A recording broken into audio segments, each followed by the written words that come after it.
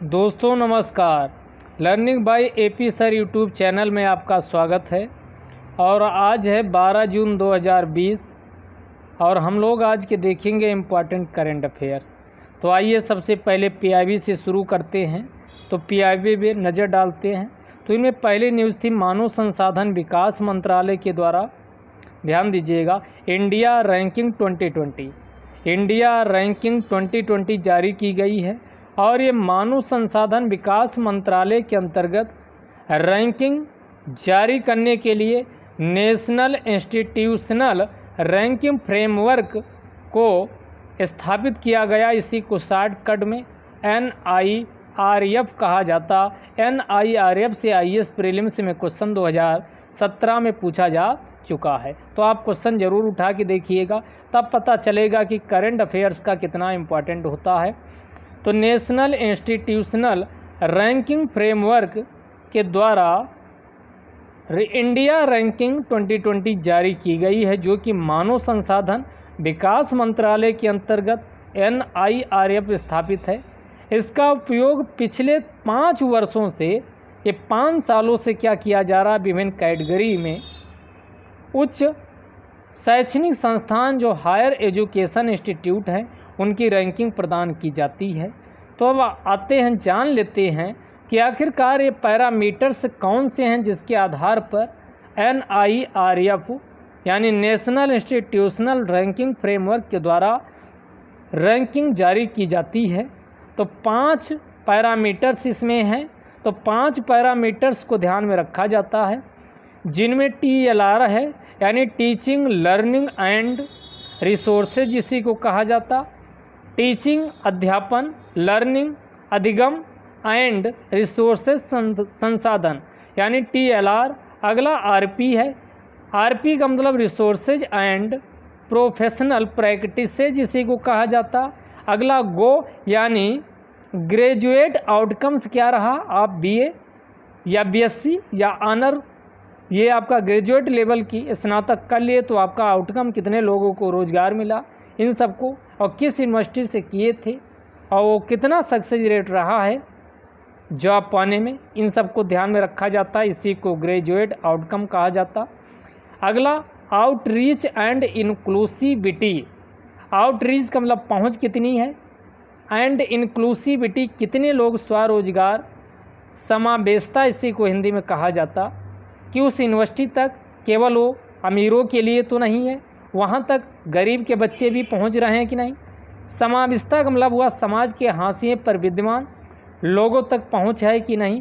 और लास्ट है आपका परसेप्शन, यानी कि समझ क्या है, लोगों की राय क्या है उस यूनिवर्सिटी को लेकर के। ये 5 पैरामीटर्स हैं, ध्यान रखिएगा। IAS प्रीलिम्स या PCS में पैरामीटर्स पर भी क्वेश्चन अब बनाए जाने लगे हैं। पिछली बार IAS में ईज ऑफ डूइंग बिजनेस के पैरामीटर्स से क्वेश्चन बनाया गया था। इस बार भी PCS में क्वेश्चन 2019 का उठा के देखिएगा। तो मल्टी डायमेंशनल पॉवर्टी इंडेक्स, बहुआयामी निर्धनता सूचकांक में कौन से पैरामीटर्स प्रयोग किए जाते हैं, उससे क्वेश्चन पूछा गया था। तो 5 पैरामीटर हैं, ध्यान रखिएगा। RP GO ओए प्यार, ऐसे आप RP GO ओए प्यार आप ऐसे याद रख सकते हो। और TLR, RP GO ओए प्यार TLR, तो आपका ये आपका ध्यान में आ जाएगा। RP GO ओए यानी OI ओए, PR और आपका TLR। तो ये 5 पैरामीटर्स हैं और 10 कैटेगरी में रैंकिंग प्रदान की गई। कौन कौन है देख लेते हैं। कॉलेज और विश्वविद्यालय, कॉलेज और university, engineering, management, pharmacy, architecture, law, medical, और इस बार एक 10वां ऐड किया गया। पहले कैटेगरी नहीं बनाई जाती थी, लेकिन ये ध्यान रखिएगा कि डेंटल, दंत चिकित्सा को भी 2020 से रैंकिंग में शामिल कर लिया गया। तो हम समग्रता में देख लेते हैं, कंप्रेहेंसिव, जब सारी कैटेगरी को एक में मिला दिया जाए तो किसकी क्या रैंकिंग रही है। तो सारे तो आपको याद नहीं रखने, लेकिन तो शुरू में जो IIT ही रहे हैं। तो पहली रैंकिंग समग्रता में ध्यान दीजिएगा तो पहली रैंकिंग IIT मद्रास को प्रदान की गई। अभी आपने देखा कि क्यों यस रैंकिंग भी जारी की गई थी, तो उनमें इंडिया के टॉप जो 300 में या कहा जाए 200 टॉप 200 में भारत के मात्र 3 संस्थान थे। उन 3 संस्थान में पहला स्थान IIT मद्रास को वहाँ भी मिला हुआ था, तो ध्यान रखिएगा। सेम रैंकिंग यहाँ भी है, तो वहाँ 175 और 182 और उसके बाद 193 IIT मद्रास, IIT दिल्ली ये था, और IISc बेंगलुरु ये आपका 193 स्थान वहाँ QS रैंकिंग में दिया गया था, जो कल या परसों के वीडियो में डिस्कस किए थे। आइए यहाँ देखते हैं। तो IIT मद्रास यहाँ भी पहला पोजीशन, समग्रता कम्प्रेहेंसिव सभी को ओवरऑल रैंकिंग में देखा जाए सारी 10 कैटेगरी को एक में मिला करके, तो IIT मद्रास को पहली रैंकिंग मिली है। IISc Bengaluru Indian institute of science Bengaluru को दूसरी रैंकिंग, IIT दिल्ली को तीसरी रैंकिंग प्रदान की गई, IIT बॉम्बे को चौथी रैंकिंग मिली है, IIT खड़गपुर को 5वीं रैंकिंग, IIT कानपुर ये ध्यान रखिएगा यूपी स्पेशल के लिए इम्पॉर्टेंट है, IIT कानपुर जो यूपी में इनको 6ठी रैंक प्रदान की गई, IIT गुवाहाटी को 7वीं रैंक प्रदान की गई। JNU ये यूनिवर्सिटी मात्र एक यूनिवर्सिटी है, और ये अगला टॉप 10 में 2 यूनिवर्सिटी हैं। एक JNU जवाहरलाल नेहरू यूनिवर्सिटी नई दिल्ली 8वीं रैंक मिली। IIT रुड़की को 9 यानी 9th रैंक दी गई। BHU बनारस हिंदू यूनिवर्सिटी को जो बनारस में है वो 10वीं रैंकिंग प्रदान की गई है। तो यूपी का एक यूनिवर्सिटी और एक आपका IIT कानपुर 6ठे स्थान पे है, और 2वें स्थान पे BHU बनारस की रैंकिंग प्रदान की गई है। तो ये ध्यान रखिएगा, क्वेश्चन यहाँ से बन सकता। तो IIT मद्रास पहली रैंकिंग, IISc बेंगलुरु दूसरा रैंकिंग, IIT दिल्ली तीसरी रैंकिंग, IIT बॉम्बे चौथी, बॉम्बे के बाद IIT खड़गपुर पश्चिम बंगाल में, वो भारत का ये पहला IIT है, ध्यान रखिएगा।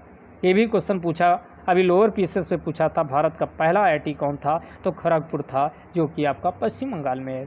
IIT खड़गपुर है 5वीं रैंकिंग, IIT कानपुर 6ठी रैंकिंग, IIT गुवाहाटी 7वीं रैंकिंग, IIT 8वें नंबर पे जवाहरलाल नेहरू यूनिवर्सिटी, और IIT रुड़की 9वें, और IIT BHU अगला बनारस हिंदू यूनिवर्सिटी यानी ये बनारस में है, वाराणसी में 10वीं रैंकिंग प्रदान की गई है। अब आपको याद भी हो गया होगा।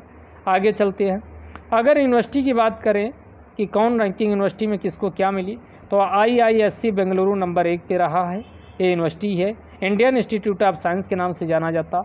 JNU की दूसरी और BHU की तीसरी रही है। तो ये यूनिवर्सिटी की बात करें तो ये 4 याद रखिए शुरू की, और आपको बहुत ध्यान नहीं रखना चाहिए। IISc बेंगलुरु पहला, JNU दूसरी, BHU तीसरी, अमृता विश्व विद्यापीठम कोयम्बटूर इनको चौथा स्थान दिया गया। इंजीनियरिंग की बात करें तो IIT मद्रास पहली, IIT दिल्ली दूसरी, IIT बॉम्बे तीसरी, और IIT कानपुर इनको चौथी रैंक प्रदान की गई है। तो ये ध्यान रखिएगा। IIT मद्रास यानी मद्रास का मतलब तमिलनाडु है, तमिलनाडु से सीधे दिल्ली पहुंच जाइए। IIT दिल्ली दूसरे स्थान पे है, IIT बॉम्बे इधर पहुंच जाइए तीसरे स्थान पे है, फिर यूपी में पहुंच जाइए, दिल्ली के बाद ये यूपी, तो IIT कानपुर है चौथा। तो इस प्रकार का कुछ ग्राफ ये बनेगा ये, तो आप ऐसे भी आप याद कर सकते हो, Madras, IIT Delhi, IIT Bombay, IIT Kanpur. तो ये ध्यान रखिएगा। अब आइए मैनेजमेंट की बात कर लेते हैं। तो मैनेजमेंट में IIM पहला तो कम से कम पता प्रत्येक कैटेगरी का होना चाहिए। IIM अहमदाबाद को पहली रैंकिंग दी गई। IIM बेंगलुरु यानी अहमदाबाद गुजरात, और नीचे उतर आइए कर्नाटक बेंगलुरु दूसरी रैंक दी गई, और इसके बाद इधर पहुंच जाइए IIM कलकत्ता तीसरी रैंक, फिर IIM इधर घूम जाइए तो लखनऊ। तो आपका ये बन गया चौराहा टाइप में, ये यानी रेक्टेंगल बन गया, इसको भी मिला दीजिए। IIT Ahmedabad, IIT Bengaluru, IIM Ahmedabad, IIM Bengaluru, IIM Calcutta, IIM Lucknow. तो ये आपका इस टाइम में बन रहा है, तो इनको रैंकिंग प्रदान की गई है, तो ध्यान रखिएगा। महाविद्यालय की बात करें कॉलेज की, मिरांडा हाउस दिल्ली पहला इनकी रैंकिंग दी गई। तो ये पहला कम से कम पता होना चाहिए, सारे दिल्ली के ही हैं। मिरांडा हाउस दिल्ली पहला, lady Shri Ram college for women second rank मिली है, हिंदू कॉलेज थर्ड रैंक और सेंट स्टीफन कॉलेज ये चौथी रैंक प्रदान की गई है। तो ये ध्यान रखिएगा, Miranda house Delhi first, lady Shri Ram college for women second, Hindu college third और saint Stephen college fourth rank दी गई। फार्मेसी में बात करें तो फार्मेसी में जामिया हमदर्द पहली रैंक, पंजाब यूनिवर्सिटी चंडीगढ़ दूसरी रैंक, तीसरा Hindu college Delhi, national institute of pharmaceuticals education and research Mohali Punjab third rank प्रदान की गई। संस्थान रासायनिक प्रौद्योगिकी ये चौथी रैंक इसको प्रदान की गई है। अगला देख लेते हैं, मेडिकल में आए तो मेडिकल में एम्स को पहली रैंक नई दिल्ली का, post graduate institute of medical education and research Chandigarh second, Christian medical college Vellore ये आपका थर्ड रैंक। वास्तुकला में आए तो वास्तुकला में आर्किटेक्चर में देखें तो भारतीय प्रौद्योगिकी संस्थान यानी कि भारतीय प्रौद्योगिकी संस्थान खड़गपुर को भी आर्किटेक्चर में पहली रैंक मिली, भारतीय प्रौद्योगिकी संस्थान रुड़की को दूसरी रैंक मिली, भारतीय प्रौद्योगिकी संस्थान कालीकट को तीसरी रैंक, कालीकट यानी केरल। कानून लॉ की कैटेगरी में आए तो कानून वाले में national law school of India university Bengaluru है इनको पहली रैंक, नेशनल लॉ यूनिवर्सिटी नई दिल्ली दूसरी rank, NALSAR university of law Hyderabad इसको थर्ड रैंक प्रदान की गई है। डेंटल में आए ध्यान रखिएगा, पूछा जा सकता, सबसे बाद में ऐड किया गया तो मौलाना आज़ाद इंस्टीट्यूट ऑफ डेंटल साइंसेज नई दिल्ली में इसको पहली रैंक मिली है। Manipal college of dental sciences Udupi Karnataka में है, इसको दूसरी रैंक मिली है। डॉक्टर DY पाटिल विद्यापीठ पुणे में है, थर्ड रैंक इसको प्रदान की गई। तो ये आपकी रैंकिंग थी। अब ये हमने कुछ कैटेगरी इसमें लगा दी है, तो ये आपका देख लीजिएगा कौन किसको रैंक क्या मिली है, विश्वविद्यालय की रैंकिंग है ये आपकी। जिसको और डिटेलिंग 10 के 10 नाम पता करना है वो यहाँ से देख लीजिएगा। तो इसमें हम कुछ बताने वाले नहीं है, आप इसको रीड कर लीजिएगा। तो ये कई पेज की है, तो ये हमने लगा दी है।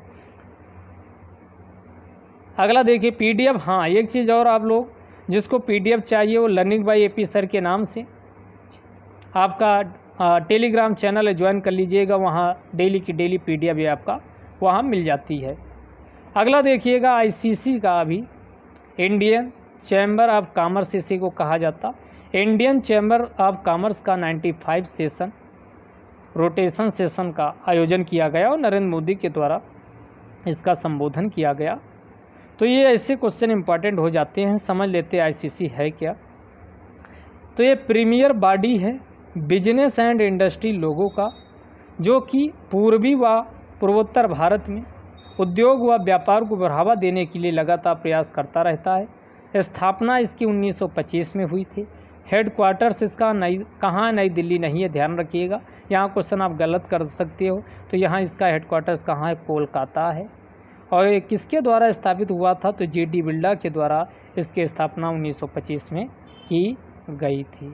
आगे आ जाइए।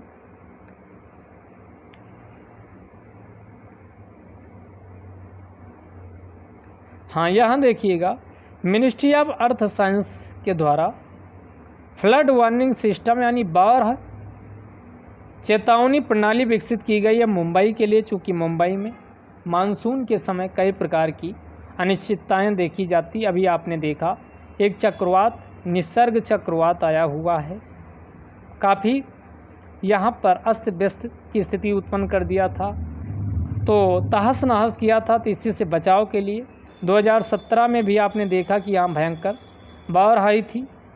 तो कई आपकी पिछले साल आपका केरल की आपने बाढ़ देखा, तो कई प्रकार की यहाँ पर स्थितियाँ विद्यमान थी।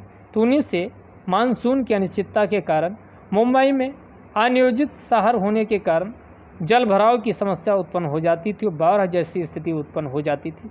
इसी से बचाव के लिए municipal corporation of greater Mumbai, ध्यान दीजिएगा, municipal corporation of greater Mumbai के द्वारा आई फ्लोज मुंबई 12 जून 2020 को विकसित किया गया। और इसका विकास किसने किया, तो municipal corporation of greater Mumbai के द्वारा ये डेवलप किया गया है। यह इंटीग्रेटेड एकीकृत फ्लड वार्निंग सिस्टम है जो मुंबई में फ्लड जैसी स्थिति से निपटने के लिए सक्षम बनाएगा। To enhance the resilience of Mumbai, यानी मुंबई की जो फ्लड के प्रति लोचशीलता है उससे निपटने के लिए, यानी समय रहते फ्लड आने के पहले ही अगर हाई रेनफॉल उच्च वर्षा होती है, चक्रवात की घटनाएं जैसी स्थिति नौबत आती है तो उससे बचाव के लिए क्या करेगा, यानी आई फ्लोज मुंबई पहले से ही यह वार्निंग देने के लिए तत्पर रहेगा। इसमें 7 मॉड्यूल्स लगाए गए हैं। पहला डेटा एसिमुलेशन, सारा डेटा का स्वांगीकरण किया जाएगा। दूसरा फ्लड है। तीसरा इनंडेशन यानी अनाच्छादन, अपक्षय व अपर्दन दोनों की संयुक्त क्रिया को अनाच्छादन या इनंडेशन कहा जाता है। वल्नरेबिलिटी, सुभेद्यता, यानी बच्चों से लेकर महिला बुजुर्गों तक किस पे क्या प्रभाव होगा वो ध्यान में रखा जाएगा। रिस्क, जोखिम। अगला डिसेमिनेशन, प्रचार प्रसार पे बल दिया जाएगा। डिसीजन सपोर्ट, निर्णय लेने में समर्थन के लिए कौन से सिस्टम तंत्र जरूरी हैं उस पर बल दिया जाएगा। तो 7 मॉड्यूल्स पे आधारित है। Data emulation, flood, inundation, vulnerability, risk, dissemination module और डिसीजन सपोर्ट सिस्टम, ये ध्यान रखिएगा। अगला नेचर इंडेक्स 2020 जारी किया गया। तो इसमें भारत के कुछ इंस्टीट्यूट को रैंकिंग ठीक ठाक मिली है। Indian association for cultivation of sciences, इसी को IACS कहा जाता है। Indian association for the cultivation of sciences जो कि कोलकाता में है, 7वीं रैंक इसको प्रदान की गई। अगला है Jawaharlal Nehru centre for advanced scientific research, Bengaluru में है, इसको 14वीं रैंक प्रदान की गई। तो Jawaharlal Nehru centre for advanced scientific research Bengaluru में है, 14 रैंक प्रदान की गई। SN Bose national centre for basic science Kolkata में 30 रैंक, तो 7, 14 और 30 से रैंक प्रदान की गई। अगर ओवरऑल देखा जाए CSR, जिसे council for scientific and industrial research कहा जाता है, जिसकी स्थापना 1942 में, अध्यक्ष इसके प्रधानमंत्री होते, ध्यान रखिएगा। पीछे एक वीडियो में कई बार डिस्कस कर चुके हैं। तो यह एक स्टैट्यूटरी बॉडी है, सांविधिक निकाय, क्योंकि संसद के कानून द्वारा निर्मित किया गया। लगभग 39 इंस्टीट्यूट इससे कार्यरत हैं। इसको 160वीं रैंक प्रदान की गई है। और IISc Bengaluru, Indian institute of science Bengaluru को 184वीं रैंक ओवरऑल इसमें प्रदान की गई है। अगला हम देख लेते हैं जो न्यूज़ में थी, 15th फाइनेंस कमीशन को लेकर के अभी था। इन न्यूज़ में था क्योंकि वित्त मंत्रालय फाइनेंस मिनिस्ट्री के द्वारा 14 राज्यों को रेवेन्यू डेफिसिट ग्रांट के रूप में, उनका रेवेन्यू डेफिसिट जो ग्रांट हुआ है, यानी रेवेन्यू डेफिसिट हुआ है, राजस्व घाटा हुआ, उसमें ग्रांट के रूप में 6195.08 करोड़ रुपये रिलीज किए गए। तो इसलिए न्यूज़ में रहा है। तो हम समझ लेते हैं कि 15वां वित्त आयोग का जो गठन किया गया था, जिसके अध्यक्ष कौन थे, NK सिंह थे, ध्यान रखिएगा। इसका कार्यकाल 2020 से लेकर के कब तक है, 2025 तक है। तो इन्होंने टर्म्स ऑफ रेफरेंस के लिए कौन कौन से मानक तय किए हैं, आधार क्या बनाए हैं, उससे क्वेश्चन आपके प्रीलिम्स, IAS प्री व मेंस दोनों में पूछे जा सकते हैं, ध्यान रखिएगा। इनकम डिस्टेंस का वेटेज सबसे ज़्यादा है, यानी इनकम अंतराल छोटे राज्य बड़े राज्य के बीच में जो आय का अंतराल ध्यान में रखा जाएगा, तो उसका इनकम डिस्टेंस आपका 45% इसमें अनुदान दिया जाएगा। जनसंख्या 2011 का जो आधार है 15% दिया जाएगा। एरिया क्षेत्रफल या भूभाग 15% है। जंगल व पारिस्थितिकी 10% का अनुदान मिलेगा इसके हिसाब से। जनांकी प्रदर्शन या डेमोग्राफिक परफॉर्मेंस आपका क्या रहा, निष्पादन क्या रहा है, जनांकी निष्पादन के आधार पर 12.25%। और टैक्स एफर्ट, यानी टैक्स एफर्ट का मतलब हुआ टैक्स के लिए आपने कौन से प्रयास किए हैं, टैक्स एफर्ट प्रयास, कराधान प्रयास के लिए 2.5% का महत्व दिया गया।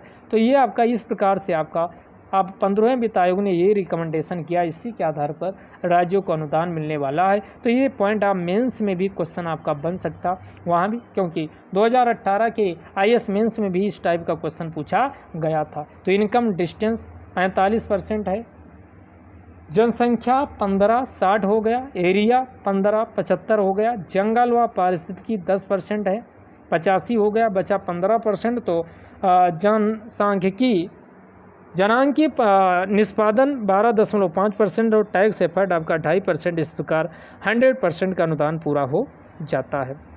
बात करें 15वें वित्त आयोग की, तो 15वें वित्त आयोग के द्वारा 2020-21 में जो राज्यों को अनुदान देने की बात की गई है वो 8,55,176 करोड़ है। ये आपका ये फिगर ध्यान रखिएगा, 8,55,176 करोड़ रुपये का अनुदान दिया जाएगा, जो कुल राजस्व का कितना होगा, 41% होगा। यानी 41% हिस्सा राज्यों के पास जाएगा। और जबकि 14वां वित्त आयोग जिसके YV रेड्डी थे, उन्होंने कितने परसेंट की, तो ध्यान दीजिएगा 42% की क्या किए थे, रिकमेंडेशन किए थे। उसकी तुलना में 1% इस बार कम रहने वाला है। कितना रहेगा, तो ध्यान दीजिएगा 8,55,176 करोड़। एक डेटा ध्यान रखिएगा, मेंस में यूज कर सकते हो, 8,55,176 करोड़, 8,55,176 करोड़ रुपये राज्यों को दिया जाएगा। अब वित्त आयोग की बात करें तो वित्त आयोग का गठन अनुच्छेद 280 के अंतर्गत किया जाता और प्रत्येक 5 वर्ष पे या राष्ट्रपति को लगता है उसके पहले, तो राष्ट्रपति को जैसा उचित समझे उसके हिसाब से वो वित्त आयोग का गठन 5 वर्ष से पहले भी कर सकता है, लेकिन प्रत्येक सामान्यतः 5 वर्ष पे इसका गठन किया जाता है। अब कार्य देख लेते हैं कि वित्त आयोग का कार्य क्या होता है, तो समझिएगा। वित्त आयोग का कार्य होता है केंद्र और राज्यों के बीच टैक्स का बंटवारा किस हिसाब से होगा, अनुदान का बंटवारा किस प्रकार किया जाए, उसकी नेट प्रोसीड यानी निवल प्रक्रिया क्या होगी ऑफ टैक्स, तो नेट प्रोसीड ऑफ टैक्स के लिए सुझाता है कि इस हिसाब से आप राज्यों को टैक्स दीजिए। दूसरा, ऐसे सिद्धांतों को बताता है जिससे कि राज्यों को क्या किया जा सके, यानी ग्रांट्स इन एड, सहायता अनुदान प्रदान किया जा सके। तो राज्यों को सहायता अनुदान के लिए भी ये सिफारिश करता है, उसके लिए कौन से सिद्धांत अपनाए जाने चाहिए। कंसोलिडेटेड फंड ऑफ इंडिया, ये जो अनुदान दिया जाता है कंसोलिडेटेड फंड ऑफ इंडिया दिया जाता। इसके अलावा इसे मानक अपनाए जाने को भी रिकमेंडेशन राज्यों को करता है, ताकि वो जो राज्य की संचय निधि है उसको ज़्यादा से ज़्यादा किया जा सके और पंचायतें हैं तथा नगर पालिकाएँ उनके वित्तीय आवश्यकताओं को पूरा किया जा सके। इसके अलावा चौथा इसका कार्य है, इससे अन्य कार्य जो राष्ट्रपति के द्वारा समय समय पर इसे थमा दिए जाते वो भी इसे करना होता है। अगर बात करें कितने मेंबर होंगे, तो मेंबर इसमें 1+4 होते। एक इसका क्या होता है, अध्यक्ष होता है, जिससे पब्लिक अफेयर्स यानी लोक मामलों की जानकारी होनी चाहिए। एक सदस्य आपका कहाँ का होता है, तो एक सदस्य आपका हाई कोर्ट का जज या जज बनने की योग्यता रखने वाला व्यक्ति होता है। एक व्यक्ति सार्वजनिक मामलों की जानकारी रखने वाला होता है। एक व्यक्ति, और एक ये हो गया, 2 हो गया।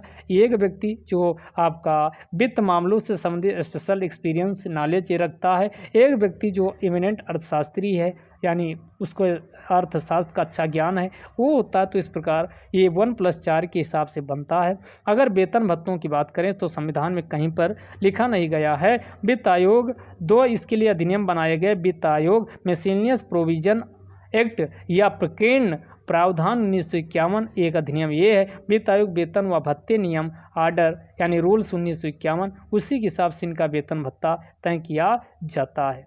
तो यह वित्त आयोग से जितनी भी फैक्ट फिगर थे हमने डिस्कस कर दिए। अगला देख लेते हैं ऑपरेशन डेजर्ट चेज।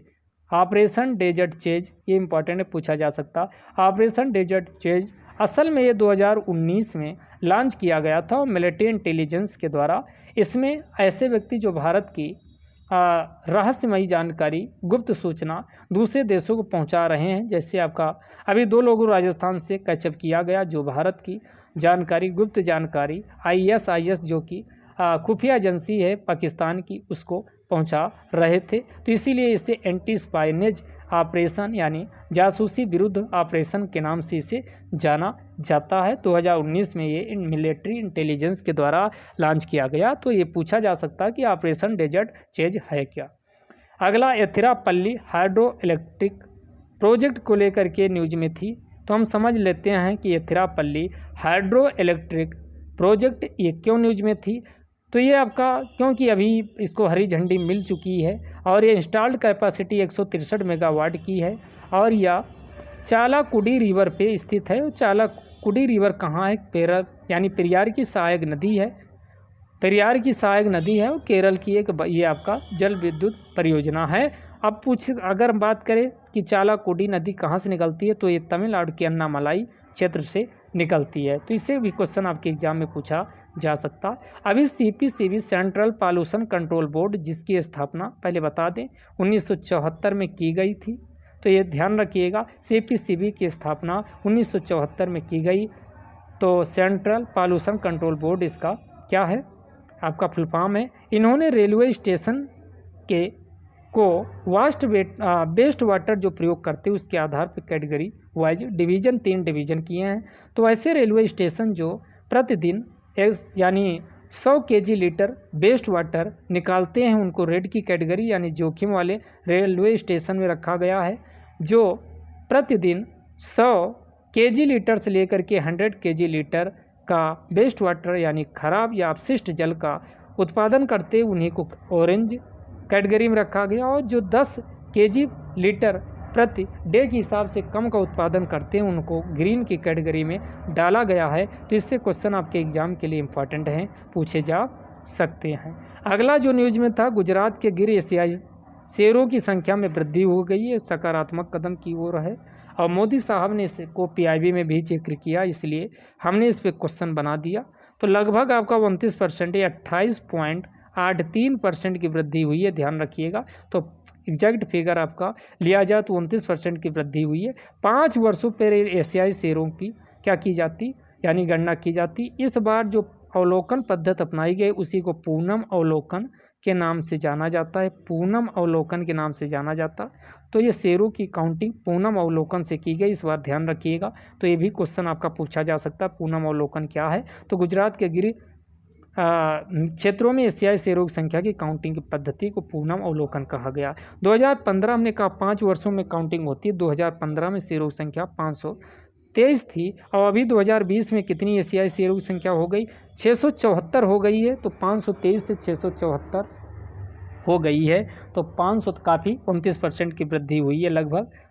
अब हम समझ लेते हैं कि एशियाई गिर ऐसे हैं जो केवल और केवल भारत में पाए जाते हैं, और भारत में भी कहाँ पाए जाते हैं, गुजरात में केवल, और गुजरात में केवल कहाँ, गिर या उसके आसपास क्षेत्रों में केवल पाए जाते, और एशियाई टाइगर कहीं पर भी नहीं पाए जाते हैं, कहीं पर नहीं पाए जाते, ध्यान रखिएगा। अब अगर हम बात करें तो इसका वैज्ञानिक नाम क्या है, तो पैंथेरा लियोपर्सिका इसका वैज्ञानिक नाम है। गिर व जूनागढ़, भावनगर, अमरेली यानी गुजरात गिर के आसपास क्षेत्रों में पाए जाते। अगर वन्यजीव संरक्षण अधिनियम 1972 के एक्ट की बात करें तो वन्यजीव संरक्षण अधिनियम 1972 की अनुसूची शेड्यूल फर्स्ट में से रखा गया है। IUCN की रेड लिस्ट की बात करें तो इसे इंडेंजर्ड, क्रिटिकली इंडेंजर्ड नहीं बल्कि इंडेंजर्ड संकटापन्न श्रेणी में रखा गया, ध्यान दीजिएगा। अगर साइड्स में की बात करें तो साइड्स की अपेंडिक्स फर्स्ट में इसे डाला गया है। तो यहाँ से भी आपका साइड्स वाला भी आपका डिस्कस कर दिए, IUCN की भी बात कर दिए। 1965 से प्रत्येक 5 वर्षों पे जनगणना सेंसस की जाती है, और इसमें बाघों की जो एशियाई शेर है इनकी संख्या कम हुई। तो इसमें 2 बीमारियां फैली थी। पिछले साल आपने देखा कैनाइन डिस्टेम्पर वायरस की वजह से काफ़ी एशियाई शेरों की संख्या की मृत्यु हुई, और दूसरा बाबेसियोसिस बीमारी है। तो बाबेसियोसिस हुआ कैनाइन डिस्टेम्पर वायरस, इससे भी क्वेश्चन आपके एग्जाम में बन सकता है कि कैनाइन डिस्टेम्पर वायरस और दूसरा बाबेसियोसिस की वजह से लगभग 20 से अधिक शेरों की इसमें डेथ हुई। अगर 2018 में इनको बचाने के लिए एक पर्यावरण वन तथा जलवायु परिवर्तन मंत्रालय के द्वारा 2018 से इनको बचाने के लिए एक प्रोजेक्ट भी शुरू किया गया। जब इनको यानी अभी बताए कौन, ये आपका कैनाइन डिस्टेम्पर वायरस की वजह से इनकी डेथ होने लगी, तो इनके बचाव के लिए प्रयास किए गए। उन्हीं का नतीजा कि आज 523 से होकर के आपकी 674 संख्या इनकी पहुंच गई, जो कि 29% वृद्धि की दर्शाती है। तो 2018 में एशियाटिक लायन कंजर्वेशन प्रोजेक्ट पर्यावरण वन तथा जलवायु मंत्रालय के द्वारा लॉन्च किया गया। तो ये पूछा जा सकता है एशियाटिक लायन कंजर्वेशन प्रोजेक्ट कब 2018 में लॉन्च हुआ। अगला क्वेश्चन देख लेते हैं जो करंट में था काफ़ी आपका, होप मार्स मिशन। ये आपका 14 जुलाई 2020 को लॉन्च किया जाएगा, और ये अरब देश का पहला यानी किस देश के द्वारा, भारत होप देख के भारत टिक मत लगा दीजिएगा, मार्स मिशन मंगल मिशन है, संयुक्त अरब अमीरात के द्वारा लॉन्च किया जाएगा। और संयुक्त अरब अमीरात इस प्रकार का मार्स मिशन यानी लॉन्च करने वाला अरब का पहला देश बन जाएगा। और यह लॉन्च कहाँ से किया जाएगा, तो जापान के लॉन्च व्हीकल से इससे लॉन्च किया जाएगा। अगला देख लेते हैं, भारत में इन्वेस्टमेंट को आकर्षित करने के लिए अभी हाल ही में एक आपका एम्पावर्ड ग्रुप ऑफ सेक्रेटरीज का गठन किया गया। तो एम्पावर्ड ग्रुप ऑफ सेक्रेटरीज से क्वेश्चन बन सकता, तो एम्पावर्ड ग्रुप ऑफ सेक्रेटरीज का अध्यक्ष कौन होता है, ध्यान रखिएगा। तो इसका अध्यक्ष कैबिनेट सचिव, जो कि सिविल सर्विसेज बोर्ड का भी सचिव होता है, तो कैबिनेट सचिव का इसका अध्यक्ष बनाया गया। और इसका काम क्या है, तो भारत में अधिक से अधिक निवेश को कैसे प्रमोट किया जाए, कैसे निवेश को आकर्षित किया जाए। तो इससे भी क्वेश्चन बन सकता है। यहाँ पर प्रधान सचिव दे देगा तो क्वेश्चन आपका गलत हो जाएगा। अगला प्रोजेक्ट डेवलपमेंट सेल, यानी इसी को प्रोजेक्ट डेवलपमेंट सेल यानी पीडीसी कहा जाता। प्रोजेक्ट डेवलपमेंट सेल का भी निर्माण किया गया। इसमें केंद्र सरकार व राज्य सरकार के बीच कोऑर्डिनेशन स्थापित करने के लिए किया गया, ताकि निवेश योग्य परियोजनाओं का विकास किया जा सके और अधिक से अधिक एफडीआई को भी आकर्षित किया जा सके। अगला न्यूज में था तुरंत कस्टम्स को लेकर के। तुरंत कस्टम्स ये आपका CBIC central board for indirect tax and customs के द्वारा लॉन्च किया गया। और ये कहाँ लॉन्च किया हुआ है, तो ये बेंगलुरु व चेन्नई नामक शहरों में लॉन्च हुआ है। और यह इंपोर्ट प्रोडक्ट जो आयातित वस्तुएं हैं, उत्पाद हैं, उनको फेसलेस, कॉन्टेक्टलेस व पेपरलेस के लिए उनकी एंट्री के लिए, मान लो बेंगलुरु में कोई बैठा व्यक्ति का आयात अगर होता है चेन्नई से, तो आपका अनुमति प्रदान कर सकता है। और चेन्नई, बेंगलुरु में कोई सामान आया तो चेन्नई में बैठा व्यक्ति तुरंत आपका इसका क्या एंट्री, आपका परमिशन दे देगा और इस प्रकार वो भारत में उत्पाद आ जाएगा। तो इस प्रकार ये फेसलेस है, कॉन्टेक्टलेस है, कॉन्टेक्ट करने की भी ज़रूरत नहीं है, और पेपरलेस है। तो फेसलेस, कॉन्टेक्टलेस हुआ पेपरलेस इंपोर्ट प्रोडक्ट को सुनिश्चित करने के लिए तुरंत कस्टम आपका सीबीआईसी के द्वारा लॉन्च किया गया है। अगला देख लेते हैं, अभी वन लाइनर फाइट के टाइप की कुछ बात कर लेते हैं।